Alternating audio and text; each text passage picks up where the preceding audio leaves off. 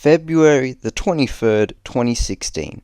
That is the day when a video game called Plants vs Zombies Garden Warfare 2 was released, a sequel to the wacky and unique installment of Garden Warfare 1 that was done extremely well, but had just a few areas for improvement that, if worked on, could make this series legendary.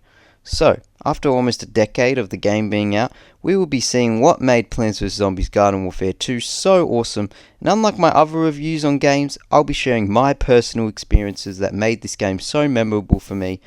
And also, before we get into the video, maybe think about liking this video and leaving your thoughts on this game, but without further ado, let's jump into it. All the way back in 2015, I remember playing the beloved Plants vs Zombies Garden Warfare 1, and well, I loved it. I didn't have much experience with shooters at the time other than Call of Duty and the Halo games, but this shooter was unlike anything I've ever seen before. And at the time when I was truly getting into it, I saw that the second installment was right around the corner. So I thought, what a great opportunity to get into this game right at launch. So yeah, I pre-ordered it, got all the Mass Effect stuff with it, and was blown away with all the new characters they added, as well as the new hub in the game known as the Backyard Battleground, which was great. My favourite thing about the game was the progression in the characters, as each individual character could be leveled up to the rank of Master as you unlock performance upgrades to make the characters slightly better. And this influenced me as well to level up a variety of different characters rather than just stick to my favourite, as that's what I'd do in the other shooters at the time. You know, you find your best gun and you just stick to it. And I remember telling all my friends to get this game. I remember meeting new friends as well on the game, and I would watch lots of YouTube videos around the game from people like Wolfie Plays, Zero Fusion, and the legend Zach Scott Games. So all in all, this game was a very positive experience, and I loved every moment of it. Well, maybe not every moment. God damn, those trials of Nomus were a pain. What? But yeah, let's jump now into the game's features and what made it truly awesome and memorable. Now, let's talk about the gameplay, because this is where PvZ Garden Warfare 2 really shines. You've got so many characters to choose from, and every single one of them plays differently. The variety is actually insane in this game. There is a character for everyone in this game. I think there are about over 60 variants, I think, from memory. There might be a little more, but you get the point. There's a lot of characters, and they all have great designs as well. I mean, just look at Breakfast Brains. Just look at him. Alright? The characters all provide something different. Sniping as a pirate or going right in the fight as a trumper, if you really want to play that. That's what you can do with all the different characters. They all provide something different. There's also healer characters like the Sunflower, as well as the Little Imp, which isn't the biggest threat at first, but when he gets his mech ability, he becomes unstoppable. So yeah, after all that, hopefully you get the point that there is a crazy amount of characters, and there is something for everyone, which makes this game interesting and unique for every player. Another thing about the gameplay that I love is that there is not just one overpowered character that dominates the multiplayer and, makes the meta. There are almost 10 amazing characters that I can recall that can completely dominate a game.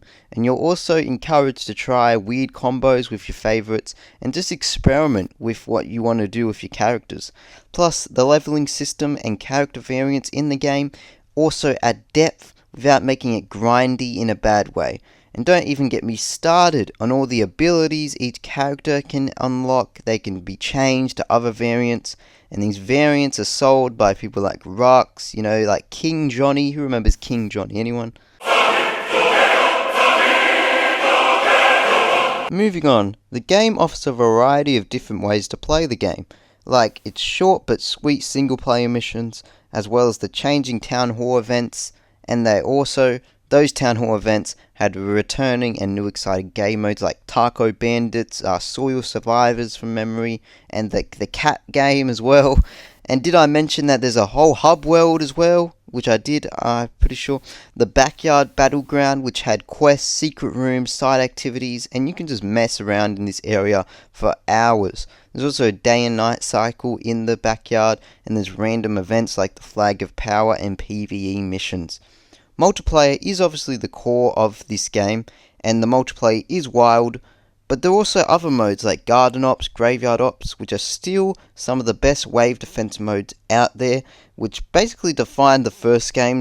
Garden Ops was the main thing, and then there's also Turf Takeover, which is the multiplayer, which is a objective-based PvP mode, which was great. And let's not forget about the wacky seasonal events and limited time game modes that were also in the game. The devs really went all out to keep it interesting back when it was released. They don't really do a lot now, but back in 2016, 2017, they were doing events and keeping it interesting.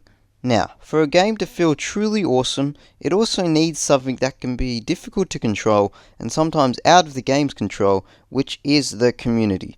People still play this game years later, almost a decade later. You can hop into a lobby right now and find a few real players going hard with their favorite classes. I remember the other day, a few days ago, I got into the game and there are still lobbies of players. I can't believe it. That kind of longevity in a game, it says something about the community and the overall game.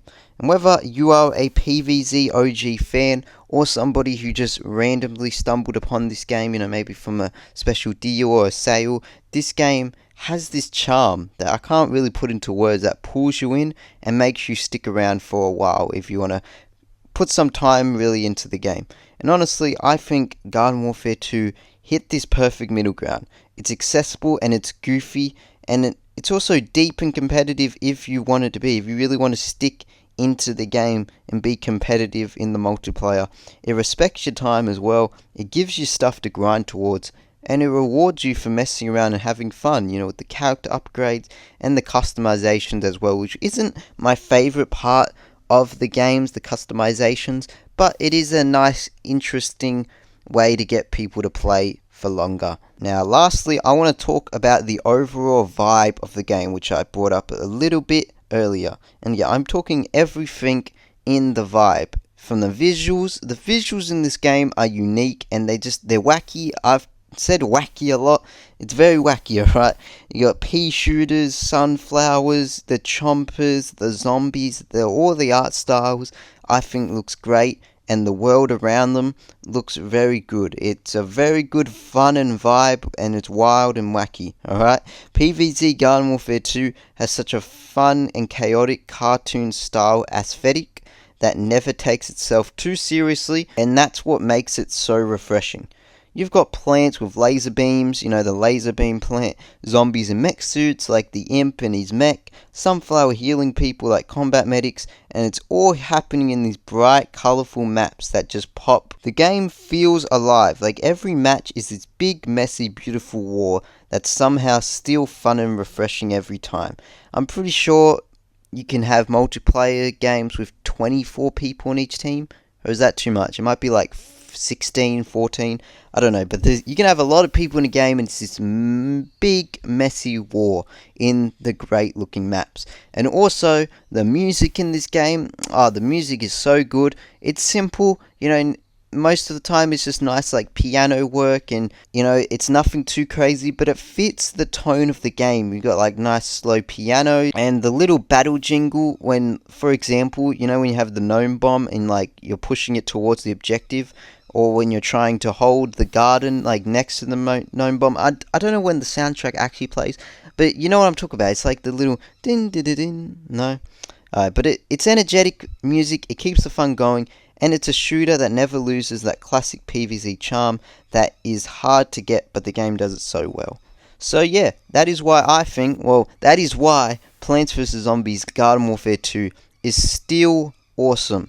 It's underrated and it's one of the best multiplayer games out there. If you have not tried it, you need to get your hands on this, alright? It doesn't try to copy other shooters, which I love. It just did its own thing and it nailed it. So yeah, like I said, if you've never played it, I recommend you check it out. And if you have played it, let me know in the comments who your favourite characters were, what your favourite thing about the game was, and yeah, if you liked Battle for Neighbourville after. I was thinking about doing a Battle for Neighbourville review, but I don't know, I like to do reviews about good games. Anyways, that is going to do it for this video. Hopefully you enjoyed. If you did, make sure to smash that like button and subscribe if you want to see more reviews and gaming content. But that is going to do it. Thank you so much for watching and goodbye.